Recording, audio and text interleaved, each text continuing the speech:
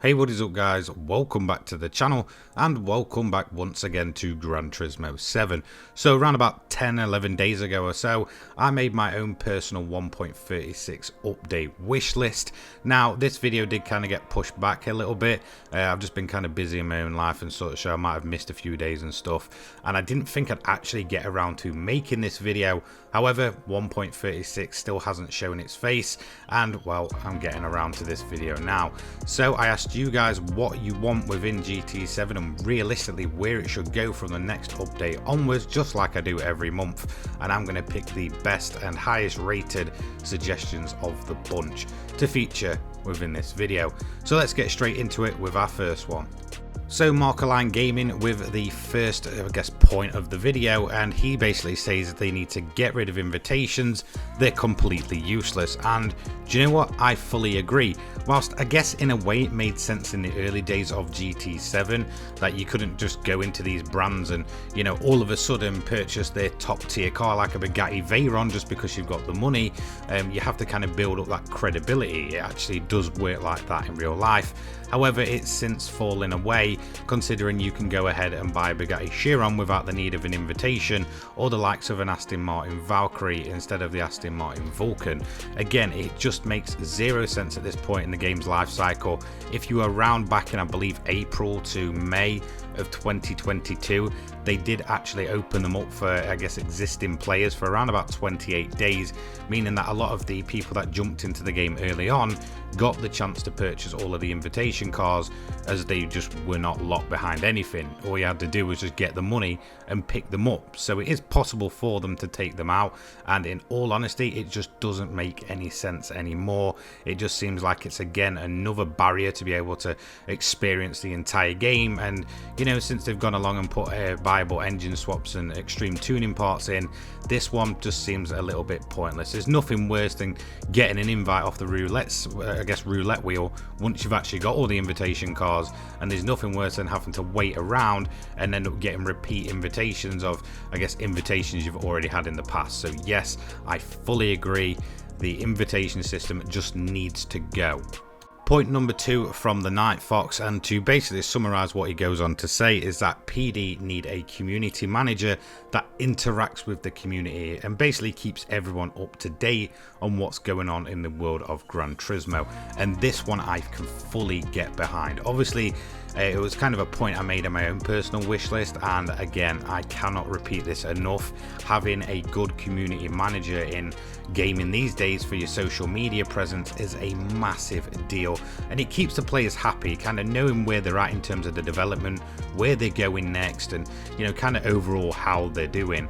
And I honestly think having just a good social media presence for Gran Turismo, alongside the likes of, you know, Forza and all that kind of stuff, where they seem to be absolutely everywhere, whether that be the likes of, you know, the devs on Twitch, Twitter, all that good stuff. I honestly think this is a big deal, and it's something that Polyphony massively need to improve on, as the players just most of the time feel like they're kind of sat in the dark just waiting for Kaz and Co to actually do something, instead of a quick update which could quite easily calm down the majority of the player base, who are rather quite unhappy 90% of the time. So yeah, community manager is definitely a big thing that Polyphony need. Point number 3 is from Ethan Dudgeon, and I fully agree with this one as well. He wants to see the return of the likes of Goodwood, the Festival of Speed obviously, and Pikes Peak. So point-to-point hill climbs, and I fully agree.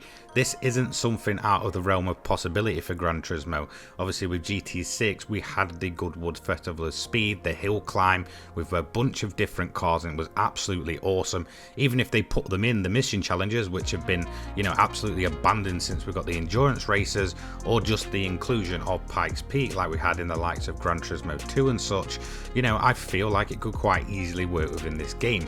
You know, the lack of AI might be a bit, you know, kind of mixed in terms of, you know, overall replayability, but if they, you know, want to put them in as a set of missions, I think people would just be happy with that. It's more content to the game. It's a part of the game that's kind of, I guess, been left out, and you know, it's crying out for more mission challenges, more of these little challenges, and there's nothing better than tackling a hill climb in, you know, cards that we're given. It would be a great idea and a pretty easy way for them to implement these tracks and get hill climb racing back into Gran Turismo. So for point number 4, this was actually kind of, I guess, suggested by so many people that I can't pick an individual comment, but original tracks being remade for GT7. Now, I am one of those that really loves their old track design, the likes of Midfield, Apricot, you know, Red Rock Speedway or Valley, whatever it was called way back in the day. You know, their original tracks all the way up into the likes of, I'd say, probably GT Sport were actually very, very good. You know, they were fantastic. They're absolutely iconic at this point for the series, and yet the only ones that we seem to get a remake of nearly every game is Deep Forest and Trial Mountain. And whilst they've kind of gone back to Grand Valley and redone that, in many people's opinions, myself included, they pretty much butchered it. It's too far away from its original design. And whilst yes, I'm all good for changes within these original tracks, you know, if it kind of makes the racing better overall, yeah, certainly something they need to do is go back to those original track designs that they had as far back as the original Gran Turismo games. In my honest opinion, you know, anything from Sport onwards in terms of their original tracks from that game and such have just never hit the heights or personality that we had with the likes of those old original tracks. And for me, Midfield is a massive must. I feel like it would be a fantastic track in this day and age, and it wouldn't really need many changes in terms of making the racing entertaining in a modern day setting and standard, or for the likes of daily races and such. So yes, original tracks are a must. I would love to see them remade, and they definitely need to kind of play on people's nostalgia. Everyone's a sucker for nostalgia, myself included, and people would absolutely soak it up and come flooding back if we saw those original tracks almost unaltered. So yes, to the countless people that have been saying it, the original tracks, the likes of Midfield and all that kind of stuff, yes, I fully agree with this one. Nebula Games comes in with our 5th point of the video, and he goes on to say seasonal events, and then he kind of refers to GT5 and GT6 where they were mainly prominent, and well, I fully agree. You know, with everything he says, they're a good way to earn credits. If your car was below the performance limit and you went on to win it again, you got the bonus on top of it. And yeah, seasonal events, this is certainly something that I feel should really be in this game. And whilst we've kind of seen it at times, we've had like 3 or 4 kind of, I guess, events that have come in for a limited time, maybe even more, to be quite honest. I believe we had some back in like November till December, and then we had some kind of at the beginning of the year, and we had one recently which was to do with the Olympics. And yeah, I fully agree. Seasonal events, having a set section for seasonal events and having it regularly updated would be a great thing. And yes, I don't care if I'm only doing them once and getting the bonus like it seems to be the, I guess, norm for now. It's just, again, more content. It's something that they can kind of, I guess, bring in and out of the single player.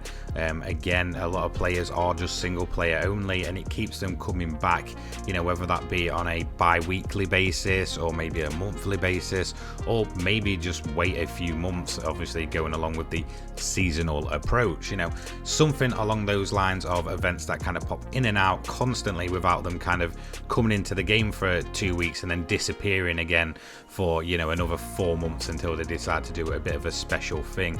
So yes, seasonal events, I would absolutely love to see them return, and I fully agree. And finally, I'm going to go to Rapid GT for my final one of the video in terms of what you guys want, because this is a great thing, and it was something I was actually talking to a good friend of mine recently about, was seeing the driver history of your DR and SR rating from sport mode and maybe having it show on your profile. Whilst it's very kind of basic, it sort of tells you your clean races and stuff like that, seeing a history in terms of maybe like a graph and such that shows you how your DR and SR has been going up and down depending on your performances, the way you've been driving and such, would be a great thing to have to sport mode.